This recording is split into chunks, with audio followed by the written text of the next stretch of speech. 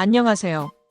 오늘은 9월 7일 정부가 발표한 부동산 대책 중에서도 특히 많은 분들이 궁금해하시는 아파트 관련 대출 규제 내용을 정리해드리겠습니다.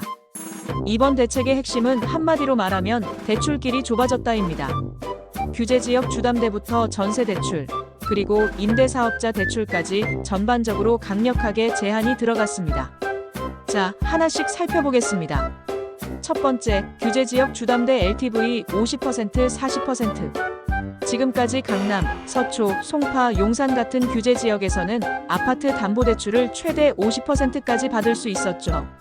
하지만 앞으로는 이 한도가 40%로 줄어듭니다. 예를 들어 12억짜리 아파트를 산다고 가정하면 기존에는 최대 6억 원까지 대출이 가능했는데 이제는 4억 8천만 원까지만 가능합니다. 1억 2천만 원이 줄어드는 셈이죠. 대출로 집을 사려던 분들에겐 체감이 클 수밖에 없습니다.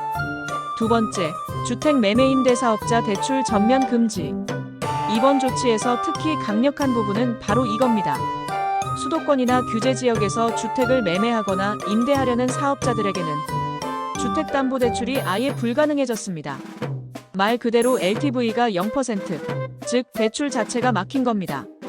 이 조치로 임대 공급 물량이 줄어들 수 있고 전세나 월세 시장에도 영향을 줄 수 있다는 분석이 나오고 있습니다. 세 번째, 1주택자 전세대출 한도 일원화 최대 2억 원. 전세대출을 이용하는 1주택자분들, 이번 대책이 가장 피부에 와닿으실 겁니다. 지금까지는 보증기관마다 한도가 달랐습니다. SGI는 3억 원, HF는 2억 2천만 원, HUG는 2억 원이었는데요. 이제는 모두 2억 원으로 통일됩니다. 즉, SGI 보증을 이용해서 3억 원까지 대출을 받던 분들은 앞으로는 1억 원 이상 줄어든 2억 원까지만 가능하다는 뜻이죠.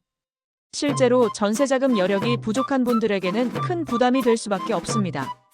네 번째, HUG 보증료 차등 적용 2026년 4월부터. 마지막으로 조금은 장기적인 변화인데요. 2026년 4월부터는 대출 금액에 따라 허그, 즉 주택도시보증공사의 출연료율이 달라집니다. 쉽게 말해 대출을 많이 받을수록 보증료를 더 내야 한다는 것입니다. 즉 고액 대출자에게는 비용 부담이 더 커지는 구조로 바뀌는 거죠. 정리해보면 이번 9월 7일 부동산 대책에서 아파트 대출 관련 핵심은 4가지입니다.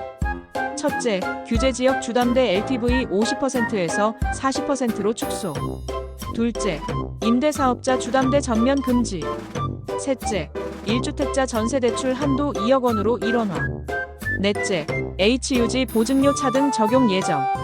정부는 이번 대책으로 가계부채를 관리하고 투기 수요를 억제하겠다는 의지를 드러냈습니다.